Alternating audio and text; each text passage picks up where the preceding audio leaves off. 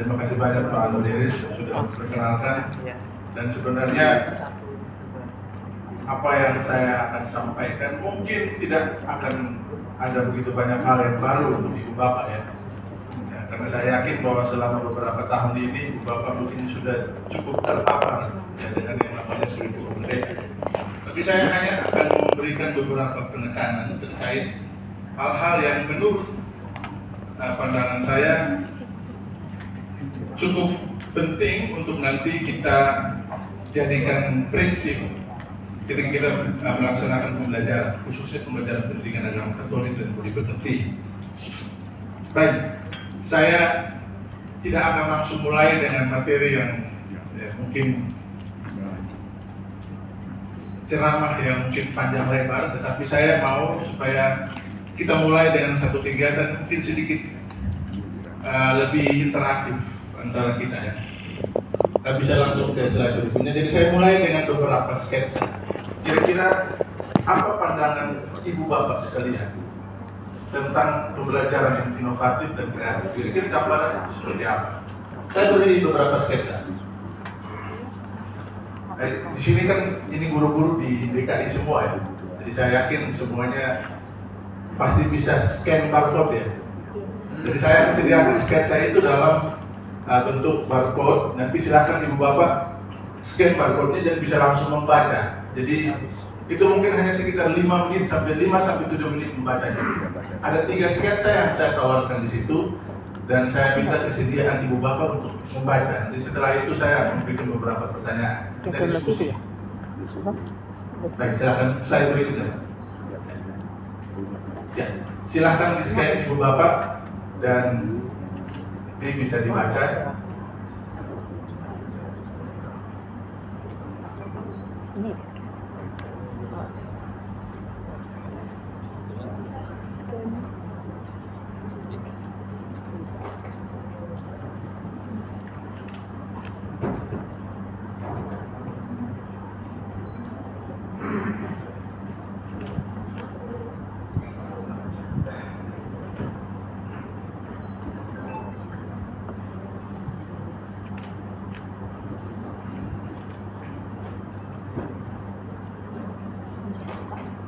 Baru memindah nih. Masa itu?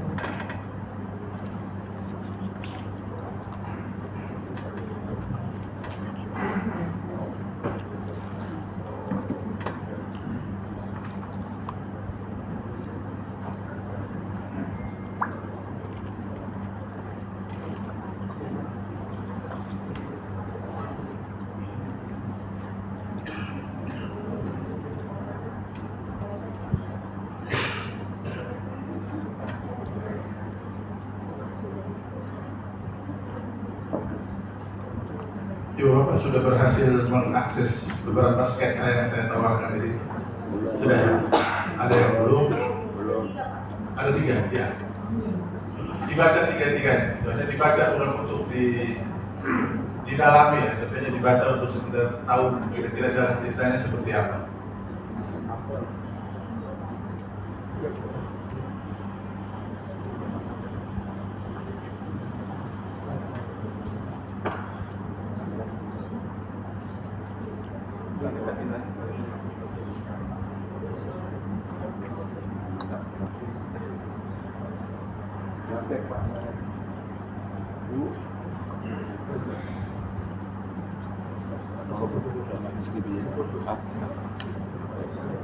Ada ini barcode-nya, scan barcode kartunya ya, baca dari sebelah kalau gitu baca sebelah bu punya oh dan boleh berbagi aja ya, misalnya nggak ada scan barcode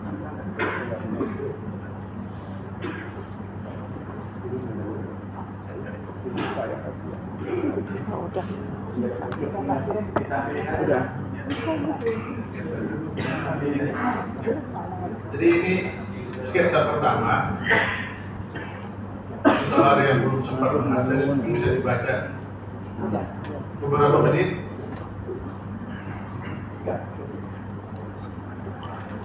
udah itu ditampil.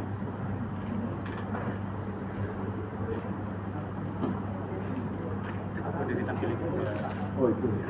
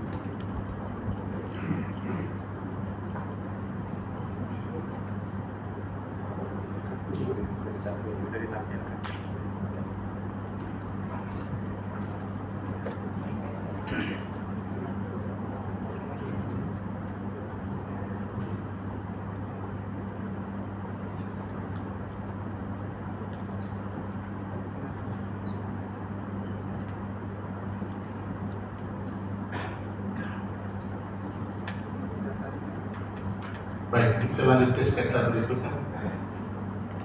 Karena ada 3.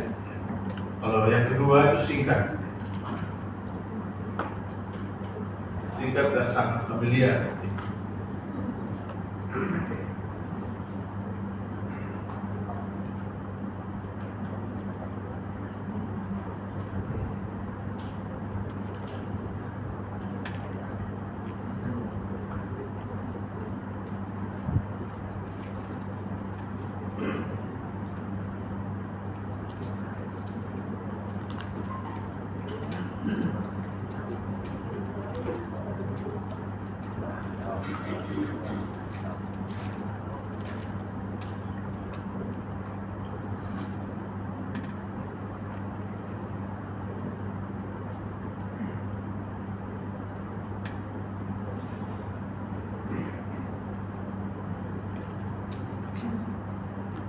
Bisa lanjut ke sketsa ketiga.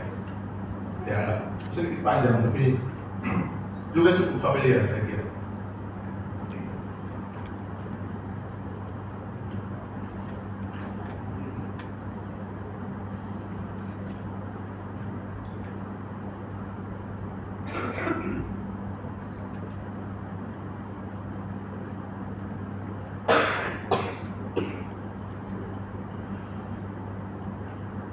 Kalau terkait dengan sketsa ketiga ini, Bapak pernah dengar ya? Atau sudah mempraktikkan? Sudah ya? Wah, luar biasa. Berarti saya sebenarnya tidak perlu jelaskan panjang lebar lagi. Bisa langsung pulang saya.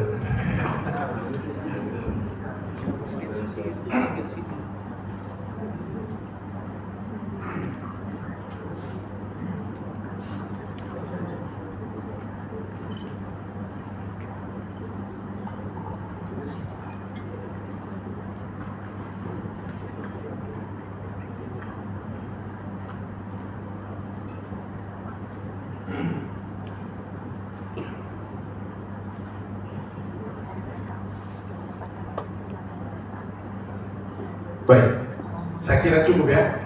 Saya kira beberapa menit ini sudah cukup untuk Bapak sekalian kira-kira menangkap maksudnya seperti apa. Jadi gambaran ketiga sketsa itu saya hanya memberikan beberapa gambaran. Bisa jadi ada dari beberapa hal di sini yang mungkin Ibu Bapak anggap sebagai pembelajaran yang kreatif, mungkin inovatif. Coba ke slide selanjutnya. Saya mau bertanya kepada Ibu Bapak. Mungkin saya beri kesempatan pada 1-2 nanti untuk kita bisa diskusi bersama. Adakah sketsa yang dapat dijadikan sebagai inspirasi pembelajaran yang kreatif dan inovatif? Jadi dari 3 tadi, apakah ada? Jika ada, kira-kira mana sketsa yang akan Ibu Bapak jadikan inspirasi? Saya berikan mic supaya Ibu Bapak bisa langsung berdiskusi dengan saya. Kira-kira sketsa yang mana dan saya tambahkan sebetulnya mengapa. Silahkan siapa yang mau menjawab. Oh, ada Ibu di sini. Ibu nanti tolong perkenalkan apa yang biar saya tahu juga Ibu. 1. Langsung Pak, langsung.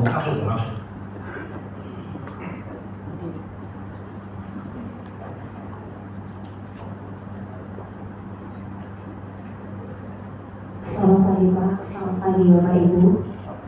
Bagi Perkenalkan, nama saya Lauriana Daposta Araujo. Saya di Jakarta Pusat mengajar di SMP Fadli Budi Mulia. Yang saya tangkap dari 3 sketsa ini, saya tertarik dengan sketsa pertama. Di situ peserta didik disampaikan dulu materinya, kemudian langsung mempraktekkan, jadi mereka lebih paham dengan baik, seperti itu. Kemudian di sketsa kedua itu hanya untuk mengejar materi dan tuntas selesai. Lalu sketsa yang ketiga itu tentang gaya belajar. Murid itu termasuk ke kelompok visual, audio, dan ini saya video yang saya. Menurut Ibu yang pertama ya, yang bisa Pertama. jelas. Baik, terima kasih banyak. Mungkin satu lagi, Bapak yang di belakang, silakan.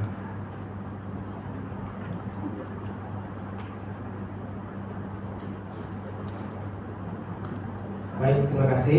Perkenalkan, nama saya Albertus Dino, dan saya mengajar di SMK Asisi, Tebet. Baik, terima kasih. Setelah saya membaca 3 sketsa tadi, saya lebih tertarik pada sketsa yang ketiga. Untuk saya, sketsa ketiga ini salah satu penerapan dari kurikulum merdeka, di mana awalnya tadi karena guru tersebut tidak memiliki pengetahuan mungkin ya, bagaimana memberikan materi itu secara kreatif. Lalu kemudian setelah dia mengikuti pelatihan, lalu kemudian dia menemukan itu dari bagaimana memberikan materi itu sesuai dengan karakter anaknya masing-masing. Ada yang belajarnya lebih suka dengan audio, video, dan juga yang satu tadi. Jadi menurut saya yang ketiga sangat menarik bagi saya, bagaimana kita kemudian menyampaikan materi dan materi yang kita sampaikan itu tersampai pada anak-anak yang kita didik. Terima kasih. Baik, terima kasih Pak Albert. Berarti 2 itu tidak ada yang pilih ya? Jangan-jangan tidak pilih karena memang itu yang kita lakukan ya? Bisa jadi ya? Baik, tidak apa-apa. Saya juga dulu guru dan saya lebih memilih yang nomor 2 dulu. Baik, lanjut. Betul. Lanjut ke slide selanjutnya. Nah, satu ilustrasi lagi. Ini satu ilustrasi. Jadi ini saya ambil dari buku seorang ahli. Jadi dia itu di bidang cognitive science. Jadi ini yang dia tanya ke anaknya. Begitu anaknya pulang sekolah dia tanya, hari ini kalian belajar apa? Anaknya jawab, ya kami kedatangan tamu di kelas sains. Dia mengajari tentang bahan kimia. Nah, terus apa yang dipelajari? Dia gurunya menunjukkan gelas berisi sesuatu yang mungkin tampak seperti air, kemudian dia menaruh logam kecil, kemudian airnya mendidih. Dan menurut anak-anak itu keren sekali. Dari semua kagum melihatnya. Tapi dua baris yang terakhir itu yang paling penting. Terus mengapa dia tunjukkan itu kepada anak-anak? Jawabannya tidak tahu.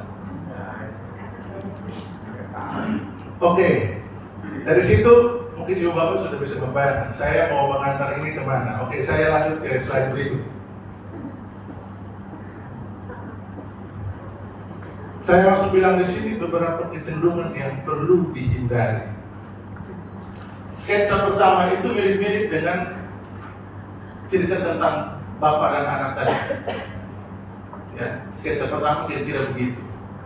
Dan itu saya masukkan ke dalam yang namanya orientasi lebih pada aktivitas. Jadi kadang-kadang dalam praktiknya ketika kita menerjemahkan kreativitas dan inovasi itu, pokoknya yang penting pembelajaran itu wah. Jadi anak-anak begitu masuk semuanya wow, semangat. Nah, tapi persoalannya kadang-kadang yang begitu itu kita lupa. Nanti yang terakhir itu seperti yang ditanya oleh bapaknya, kira-kira kenapa kegiatannya seperti itu? Tidak tahu.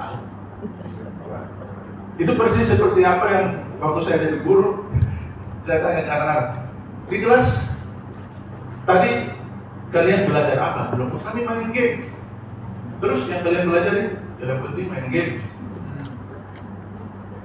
Jadi itu salah satu hal yang mungkin saya akan awali dengan ini karena bisa jadi kita punya persepsi yang salah tentang kira-kira kreatif dan inovatif itu sebenarnya untuk apa.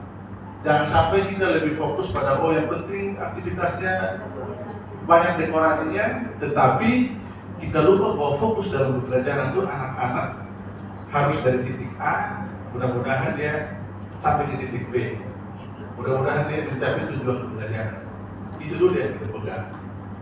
Jangan sampai fokusnya cenderung ke aktivitasnya, kita lupa anak-anak